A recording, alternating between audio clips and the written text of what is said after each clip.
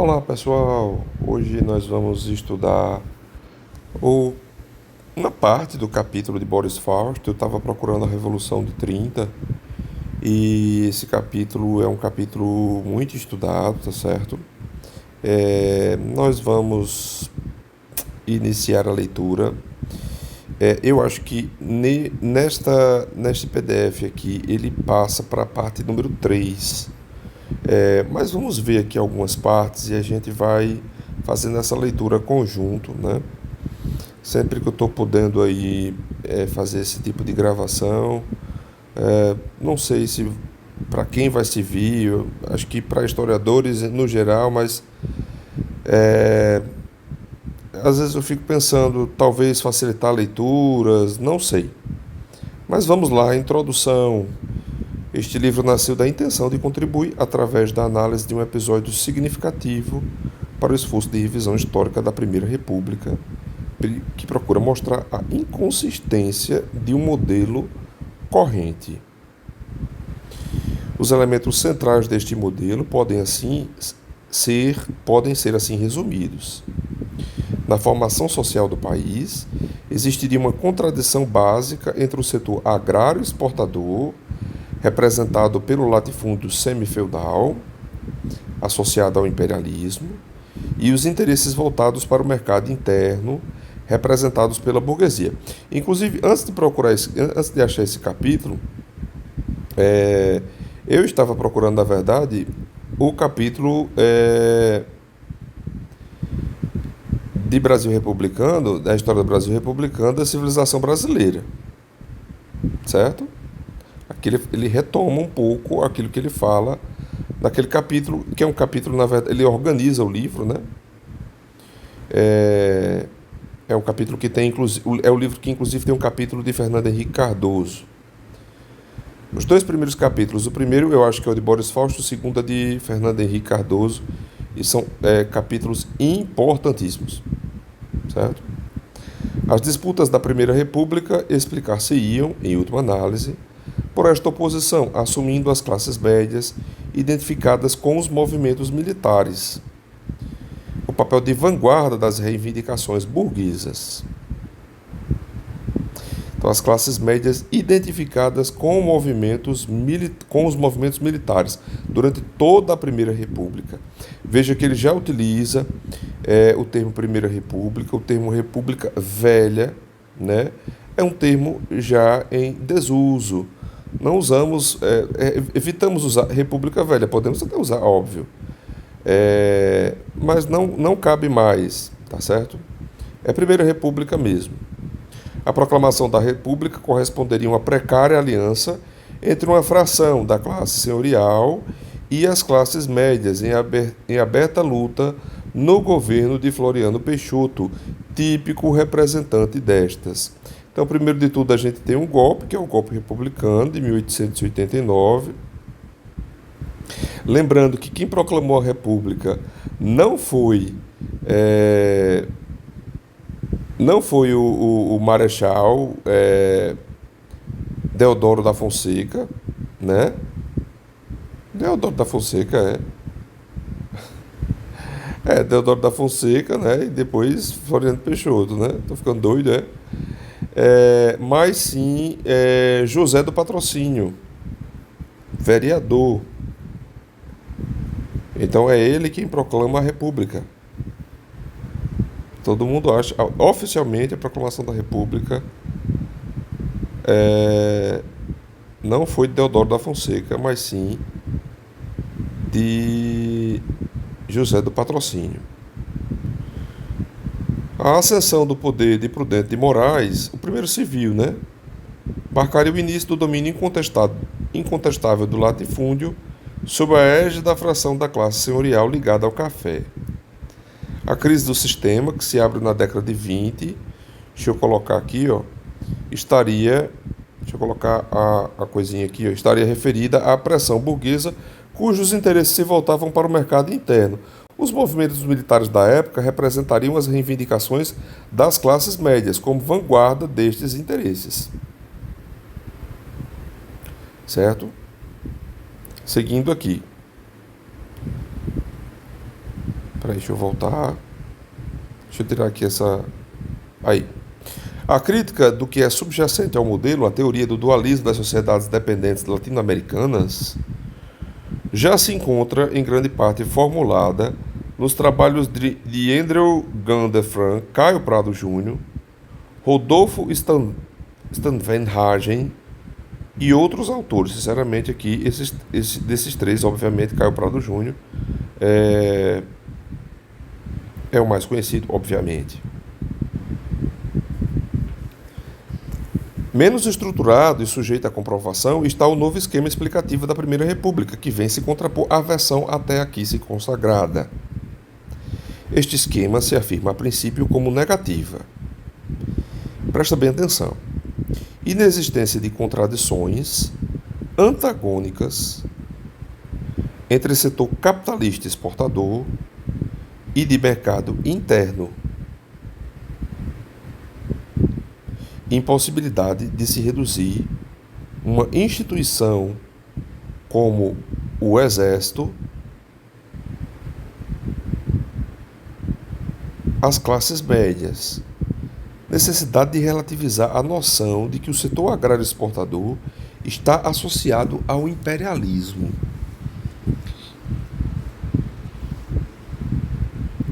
Vamos reler essa parte aqui. Este esquema se afirma a princípio como negativa, inexistência de contradições antagônicas entre setor capitalista exportador e de mercado interno, impossibilidade de se reduzir uma instituição como o Exército às classes médias, necessidade de relativizar a noção de que o setor agrário exportador está associado ao imperialismo. Ok. Escolhi o movimento revolucionário de 30 como objetivo de analisar porque me pareceu estratégico no sentido de fornecer elementos para demonstrar a inconsistência do modelo consagrado. O modelo consagrado da Primeira República, né? E para se propor outro tipo de explicação. Veja, em minha tese de doutorado eu coloquei muito isto, né? Está presente, não citando necessariamente este texto de Boris Fausto, mas a inconsistência do modelo da Primeira República. E como Epitácio Pessoa, ele sente essa dificuldade de governabilidade, né, dentro ali do esquema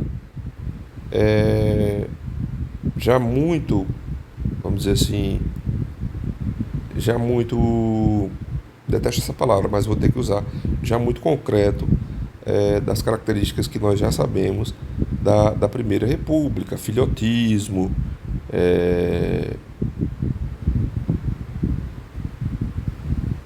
coronelismo, voto de cabresto, estas características, né, que nós sabemos, né,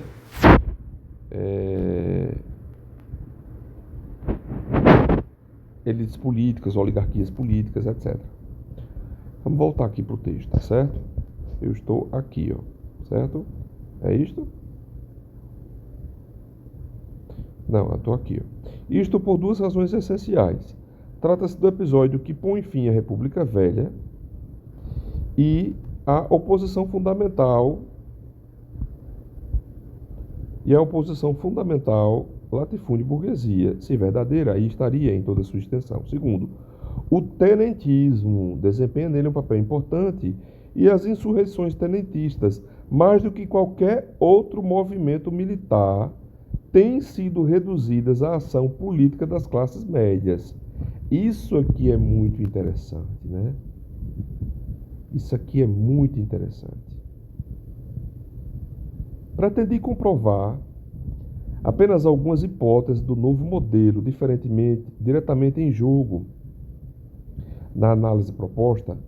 Por exemplo, a tese da associação latifúndio e imperialismo só é discutida de passagem, na sua transfiguração ideológica, quando examino as formulações do movimento comunista nos anos 20 e princípio dos 30.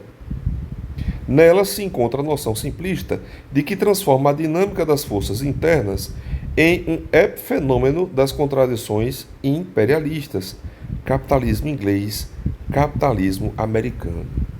A explicação, portanto, fixa-se no período de 30, lidando com os temas burguesia industrial revolução, classes médias, tenentismo, revolução. Só indiretamente, de modo insuficiente, se irradia como tentativa de compreensão de toda a Primeira República. Olha que honestidade intelectual de Boris Fausto, e como ele marca a cada momento, a cada parágrafo, teses, né, importantes em todos os seus trabalhos. Né?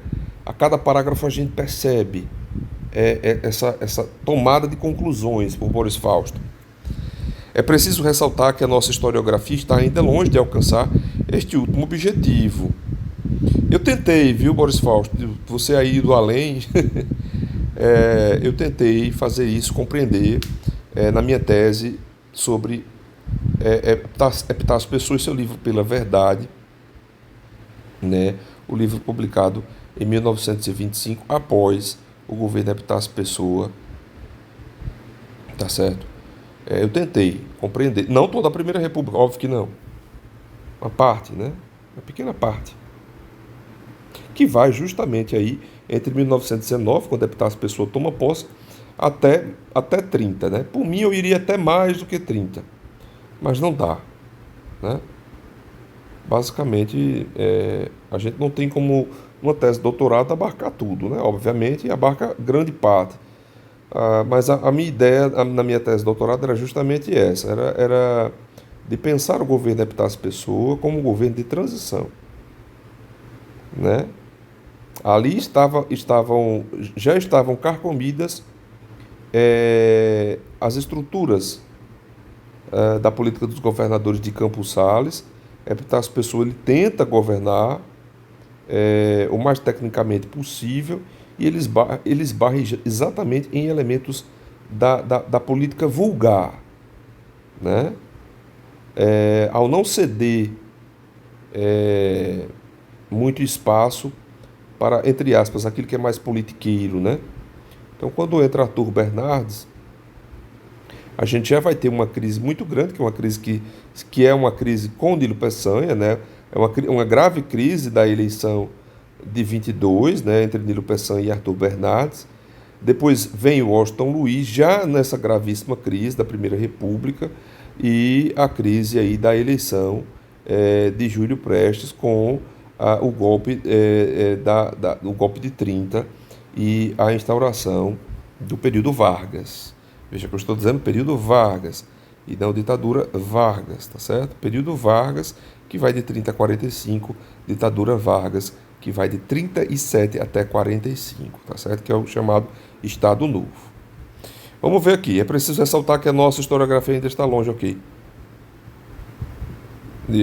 Deste último objetivo, na dependência não só de uma formulação teórica em vias de se estruturar, como de uma cuidadosa pesquisa apenas esboçada.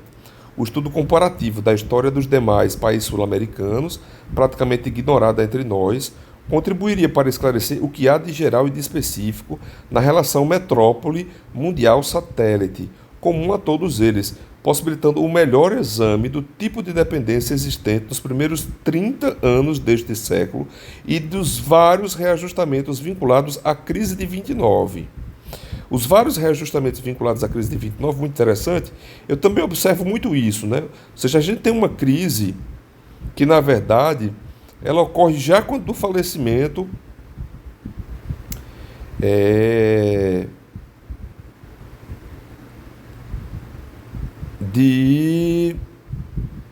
os nomes têm fugido.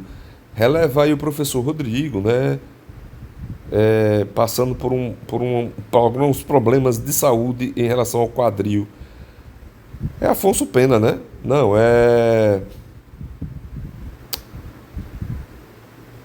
meu Deus.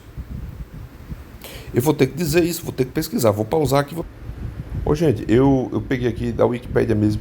Eu falei quem naquela hora proclamou a República, foi Deodoro da Fonseca. Eu falei quem, tô ficando. Tem ocorrido, né? Tá chegando aí uma certa idade, né? O Marechal Deodoro da Fonseca, mas não foi ele quem proclamou a República oficialmente. Quem proclamou a República foi José do Patrocínio, vereador. Foi ele que proclamou. Floriano Peixoto, Prudente de Moraes, Campos Salles, Rodrigues Alves. Era esse nome que eu queria chegar, tá certo? Rodrigues Alves, aí ele fala Afonso Pena, Enilo Peçanha, Hermes da Fonseca, Venceslau Braz. Aí Rodrigues Alves morre, ó, certo? Aí Delfim Moreira assume durante um tempo e nós temos Epitácio Pessoa, o primeiro e único até hoje presidente paraibano a assumir. Depois Arthur Bernardes, Washington Luiz, Júlio Prestes, e aí Júlio Prestes não assume, foi eleito diretamente, não assumiu. A gente vai ter a junta governativa provisória, Getúlio Vargas, durante 7 anos e 7 dias, um Estado Novo, entre 37 e 45. Eu vou rever esse vídeo. Eu disse quem? Meu Deus do céu. Mas eu tenho para mim que eu falei corretamente, tá certo? O Boris Fausto estava falando sobre Floriano Peixoto, Deodoro da Fonseca, o primeiro presidente, mas ele não foi ele quem proclamou oficialmente a República, tá certo? Foi sim José do Patrocínio, e eu vou aproveitar que nós estamos aqui e vou confirmar isso. República pelo vereador José do Patrocínio. No final do dia, o Brasil saía, então, de uma monarquia quatrocentona, de quase 4 séculos, para uma república presidencialista. Então, José do Patrocínio, quem proclama a República oficialmente, né, após as articulações políticas, e não Deodoro da Fonseca, tá certo?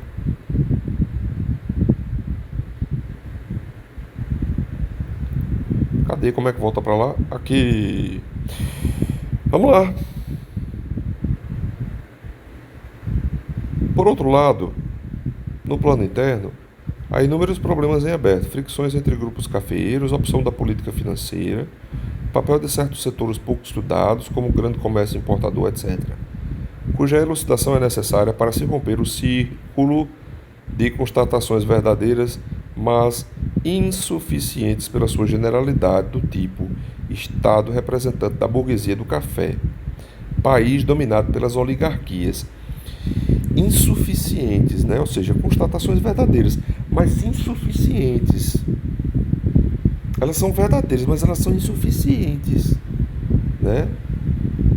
Na análise da Revolução de 30, parti de 2 linhas principais que se cristalizaram na historiografia brasileira, procurando apreender seu sentido mais profundo. Uma sintetiza o episódio revolucionário em termos de ascenso ao poder da burguesia industrial, outra define-o como revolução das classes médias. De certo modo, as 2 versões se relacionam com o modelo que procuro criticar. A primeira integra todos os seus elementos e com ele se identifica. A segunda implica a associação, classes médias, tenentismo e, ao menos em certas formulações, refere-se ambiguamente ao que é subjacente ao modelo, isto é, à tese dualista. O novo tipo de explicação aparece como resposta a estas interpretações, sem eliminar certo grau de verdade que nelas existe e sem pretender partir do marco zero. Pelo contrário, muitas vezes busquei apenas sistematizar, em alguns aspectos rever observações já elaboradas, como a de Francisco Verfort. Caramba, quanto tempo que eu não estudo nada de Francisco Verfort. Indicando a impossibilidade de se estabelecer vínculos entre a Revolução de 30 e a burguesia industrial.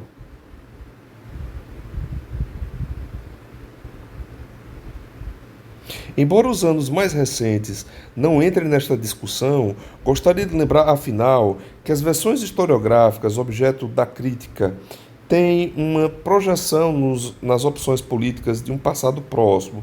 Certas análises ideológicas tão férteis na década de 50, nos primeiros anos da década atual, deitam raízes nestas concepções. Como as duras lições de história rompem mais lentamente do que se imagina uma carapaça ideológica formada ao longo do tempo. Talvez esse trabalho possa contribuir. Olha que lindo! É impressionante como Boris Fausto ele escrevia, dando conclusões. Com as duras lições de história rompem mais lentamente do que se imagina uma carapaça ideológica formada ao longo do tempo. Quando eu estava justamente pesquisando aqui o nome José do Patrocínio, que proclamou a República oficialmente no Brasil, e não Deodoro da Fonseca, rompendo 4 séculos, né? 4 séculos após o Brasil se tornava uma república, para contribuir indiretamente para o processo de ruptura, né? Agora, o que eu pergunto é o seguinte: o processo de ruptura já está. O que eu pergunto é: o processo de ruptura ele já estava vigente ou não antes de 30? É óbvio que já estava vigente antes de 30. Né? Depois pesquise minha tese de doutorado, pela verdade, o sistema republicano e o governo Epitácio Pessoa. Pela verdade, na verdade, é o livro de Epitácio Pessoa, publicado em 25. Eu digo que essa ruptura ela já estava ocorrendo. Eu digo que o governo de Epitácio Pessoa foi um governo de transição para uma ruptura. Estava prestes a romper-se. A crise republicana ela já estava muito vigente. Aí ele pula para o 3, não sei porquê. A derrubada das oligarquias. Mas a gente vai seguir, certo? Porque esse PDF aí eu não sei de onde eu tirei. Depois vocês baixam, procurem aí no Google para poder baixar este livro, tá certo? Ao se caracterizar a Revolução de 30, é preciso considerar que as suas linhas mais significativas são dadas pelo fato de não importar em alteração das relações de produção na instância econômica, nem na substituição imediata de uma classe ou fração de classe na instância política. As relações de produção, com base na grande propriedade agrária, não são tocadas. O colapso da hegemonia da burguesia do café não conduz ao poder político outra classe ou fração de classe com exclusividade.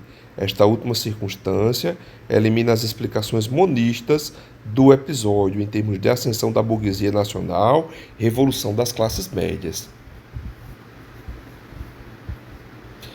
Termo interessante, né? Isso aí, revolução das classes médias. É um pouco estranho. Para melhor se compreender o movimento revolucionário, convém destacar a revolução das classes médias. A Revolução de 30 foi uma revolução das classes médias. A gente pode dizer também que a gente pode pensar talvez aí o golpe de 64 como uma revolução das classes médias. O que é que vocês acham? Indo contra a corrente aí, né? Porque é um golpe, né?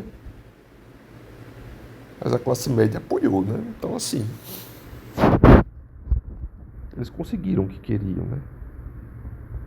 Para melhor se compreender o movimento revolucionário, convém destacar alguns traços da formação social brasileira, que revelam a inconsistência dos mitos dualistas de qualquer origem.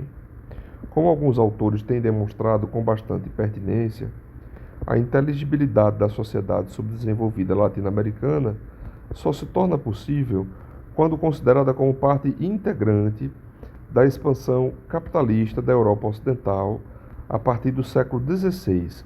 Muito complexo isso aqui, fala aí sobre sociedade latino-americana, expansão capitalista da Europa Ocidental do século XVI, misturou um pouco aqui as coisas. Gente, eu acho sempre muito complicado, eu acho o Brasil tão sui generis, eu detesto dizer isso, mas eu acho tão complicado, sabe? A gente vê assim. É claro que, por exemplo, quando a gente pega a Argentina e Brasil, ali na década de 30, a gente tem uma similitude, né, populista. durante os regimes militares, né? Talvez seja isso que Boris Fausto aí esteja querendo dizer, né? Mas sociedade latino-americana são muitas, né? É Colômbia, Peru, Paraguai, Uruguai, Chile, Bolívia, Venezuela. No caso brasileiro, o desenvolvimento do sistema capitalista foi o núcleo gerador da implantação e do declínio de uma economia de exportação, que se localizou sucessivamente no Nordeste, em Minas Gerais e no Centro-Sul. As regiões onde predominam o atraso, aqui, ó, ou as relações semifeudais, caiu uma questão sobre isso num concurso que eu fiz, um concurso de Mamanguape, foi a última questão, falando sobre feudalismo do Brasil. Muita gente errou, o professor acertou, certo? Depois um dia eu trago essa questão, eu adoro essa questão, na verdade, é uma questão da Facete, feudalismo no Brasil. E o que é que vocês acham? São, em geral, áreas que ganharam impulso e foram posteriormente marginalizadas em função das necessidades das metrópoles. Suas relações com os núcleos modernos ou capitalistas não são de oposição, mas de complementariedade. Assim, exemplificando, estas áreas têm desempenhado muitas vezes o papel de fornecedoras de força de trabalho barata, de matérias-primas, e têm servido de mercado para as mercadorias produzidas pelas regiões mais adiantadas, sobretudo quando se instala no Centro-Sul o desenvolvimento industrial. Ele está fazendo aqui, logicamente ele está retomando, né? Ele está fazendo uma retomada. Eu queria ver mais, chegar logo na Revolução de 30, chegar logo em Getúlio Vargas, né? Lembrando, Getúlio Vargas, gente, dos assuntos, né? Era Vargas, como se diz, podemos dizer, né? Sempre cai em concurso público para professor de história, tá certo? Você que está se preparando para ser professor efetivo de história, certo? Estudar Era Vargas é fundamental, tá certo? Cai sempre em concurso público, sempre, sempre, sempre, tá certo? Se não cai é porque o concurso público não pediu, não colocou no conteúdo, tá aí em outra vertente, mas olha, se tiver no conteúdo pode ficar certo que vai cair, tá certo? Os desníveis regionais internos não são um componente específico das áreas dependentes, pois existem mesmo nos países capitalistas avançados como consequência da concentração geográfica do processo de acumulação. O subdesenvolvimento acentua, porém, este desequilíbrio, impondo, no caso do Brasil, até os anos 30, a predominância dos centros voltados para a produção e comercialização de bens destinados ao mercado externo, como observa Andrew Gundert Frank. Há nos países subdesenvolvidos uma verdadeira satelização em cadeia, que se propaga do plano externo ao plano interno, relação metrópole-satélite entre países dominantes e dominados, relação do mesmo tipo entre regiões dominantes e dominadas, centros dominantes e áreas dominadas no interior das diferentes regiões. A tese dualista tirava seu maior argumento do caráter atrasado da estrutura agrária, pretendendo definir como semifeudais as áreas aparentemente desvinculadas do mercado. Há certas relações de trabalho, como a meia, a terça, o cambão. Não é semifeudal, não, é feudal mesmo. Sabe? É difícil entender isso, né? É difícil entender isso. Por isso que, em outro momento, eu vou trazer essa prova da Facete comentada, certo? Foi a última questão do concurso de Mamanguape. Uma belíssima questão. Muita gente criticou no grupo lá, mas enfim, belíssima, belíssima, belíssima. Certo? Todas as características de feudalismo nós possuímos. Sabe? No período colonial. Quase todas, né? Vou dizer todas, é um exagero.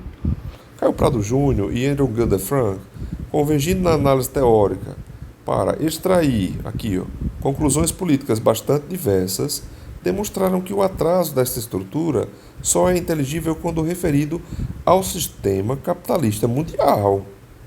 Sim, sim.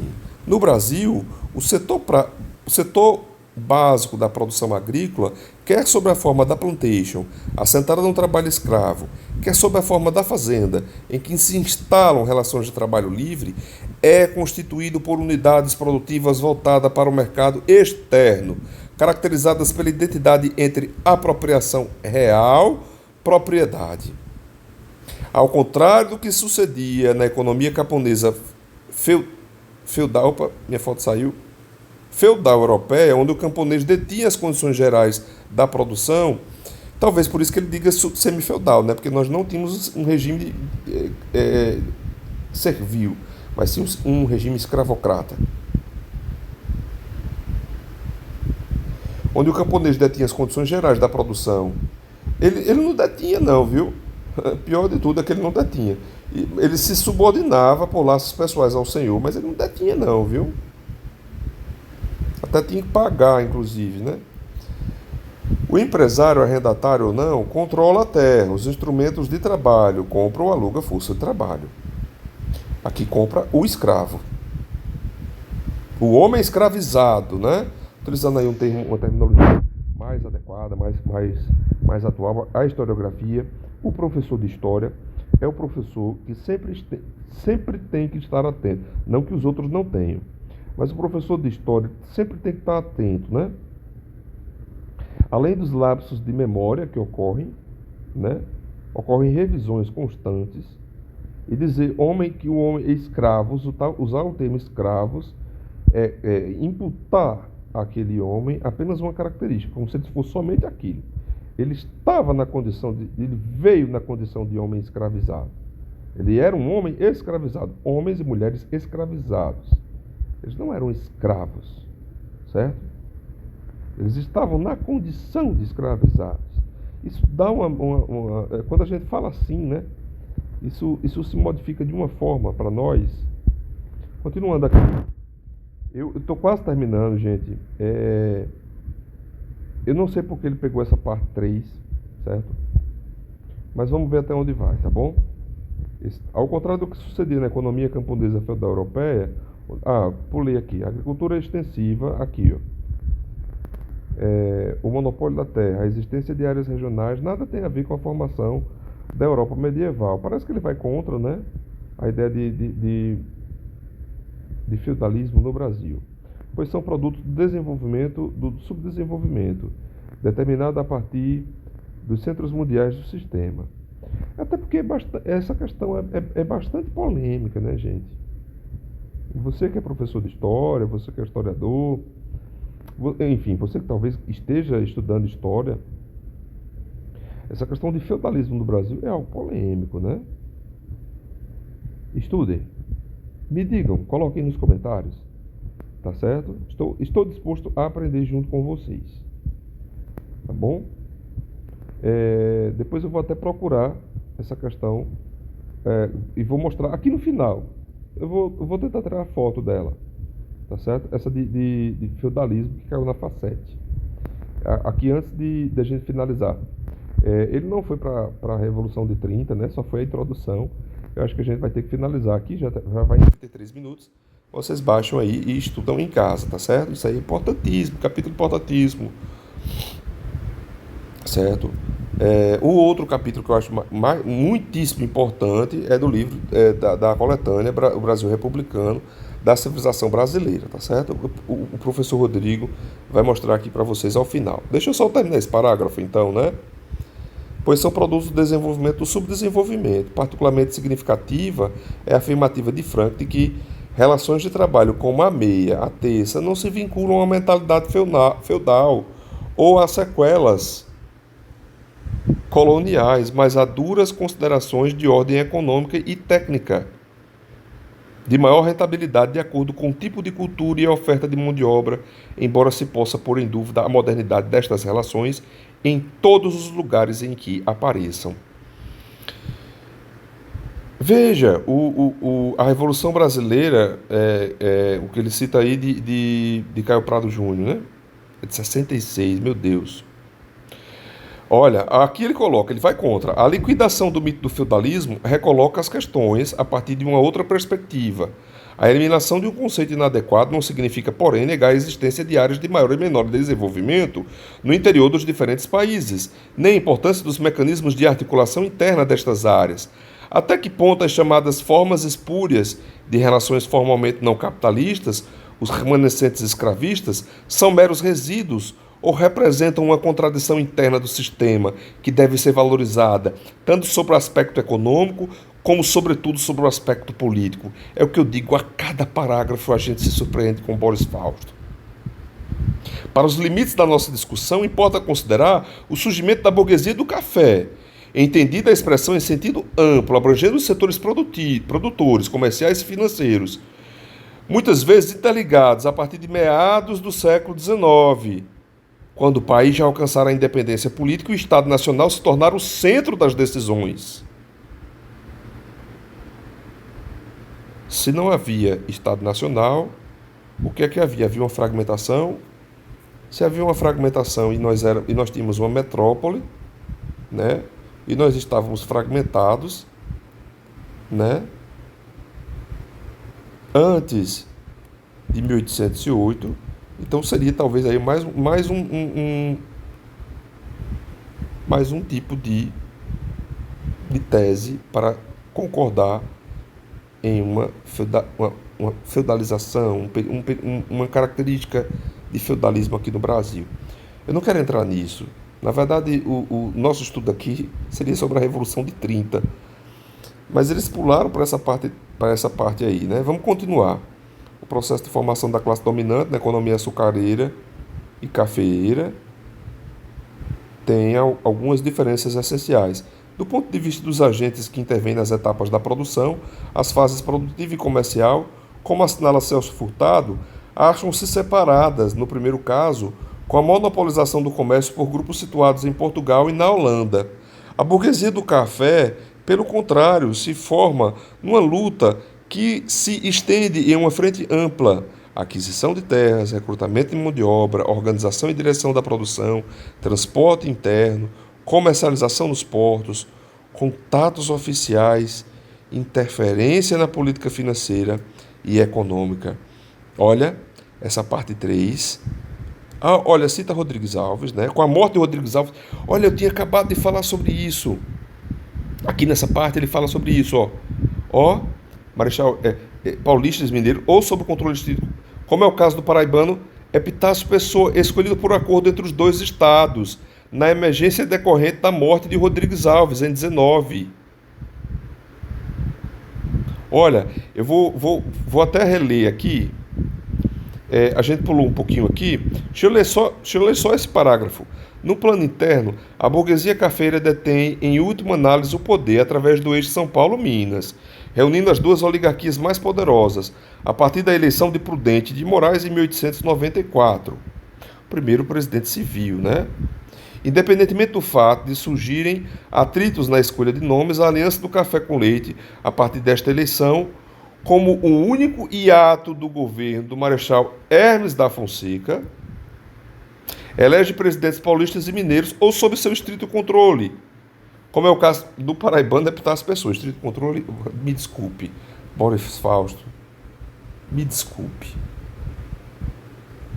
Não conseguiram. Não conseguiram. Epitácio Pessoa, ele tangencia isso. Ele não tinha isso. É tanto que quando Arthur Bernardes se elege, ele entra em atrito até com Arthur Bernardes, sabe?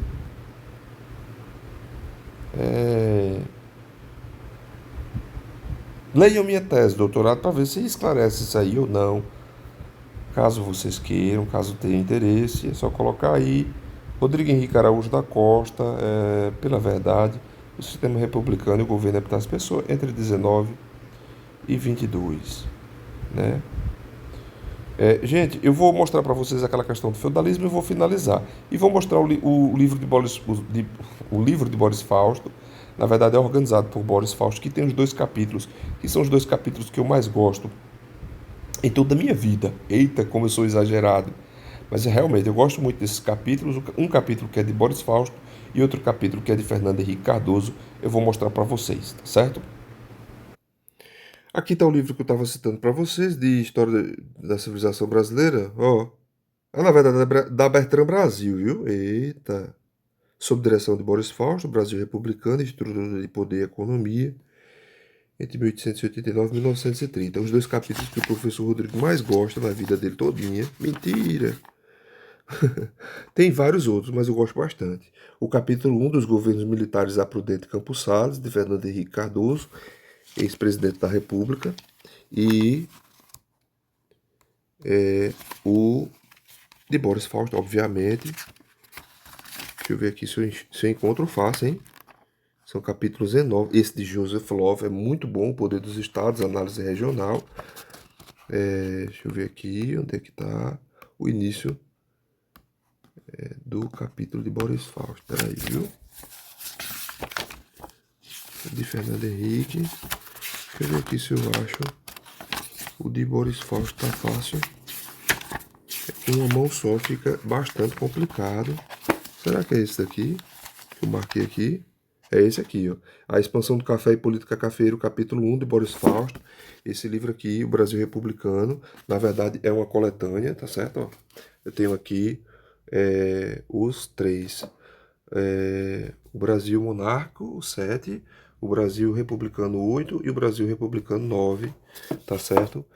Vocês encontram em bibliotecas, é História Geral da Civilização Brasileira. Gente, eu acho que saiu aqui alguma coisa. Deixa eu mostrar para vocês a questão. Gente, nossa, releva aí as fotos que estou fazendo uma obra aqui, estava bem cansado. Olha, essa foi a questão da facete que eu tinha dito para vocês, tá certo? A transição do feudalismo para o capitalismo e a influência nas políticas brasileiras contemporâneas. Olha o que diz, preste atenção.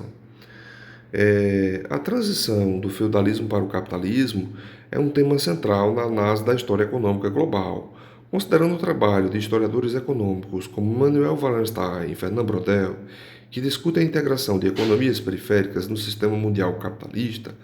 Como essa transição influenciou as estruturas econômicas e sociais do Brasil contemporâneo. Letra A. A transição teve pouco impacto no Brasil, pois o país manteve estruturas feudais até o final do século XX. Lógico que não, né? O Brasil adotou rapidamente os princípios capitalistas, o que levou ao desenvolvimento econômico e social homogêneo em todo o país. Jamais, né? Letra C. A transição exacerbou desigualdades regionais e sociais, com áreas urbanas se desenvolvimento rapidamente, enquanto áreas rurais permaneciam em condições feudais. Fui logo nessa, óbvio. Letra D. A influência do capitalismo levou à completa industrialização do Brasil. Lógico que não.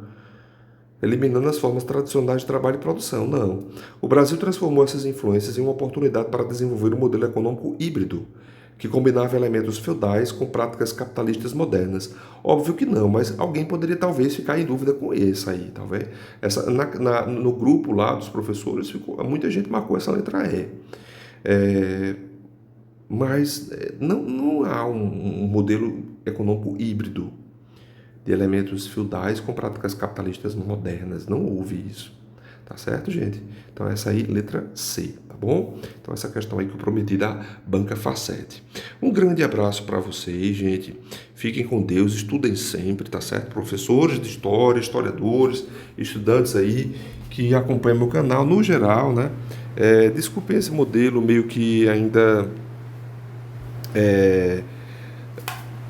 em desenvolvimento, né? Eu tenho aí passado por algumas lutas pessoais, e essa é uma forma de me conectar, talvez com alguns alunos que estejam aqui, com pessoas que me admiram, enfim, com pessoas que gostam de mim, tá certo? Enquanto eu tenho passado por alguns processos, né? E desejo a todos aí sucesso nos estudos. Se aconteceu alguma coisa durante o vídeo que vocês não tenham gostado, comenta aqui embaixo, dá o like, é importante para mim, tá certo? Queria muito fazer coisas ao vivo, não sei como é, parece que eu tenho que chegar em 1.000 inscritos, ainda não cheguei em 1.000, tenho 900 e pouco. Então se inscreva no meu canal, curte aí a página, tá bom? Vou fazer mais comentários de questões aos poucos, tá certo? Um grande abraço.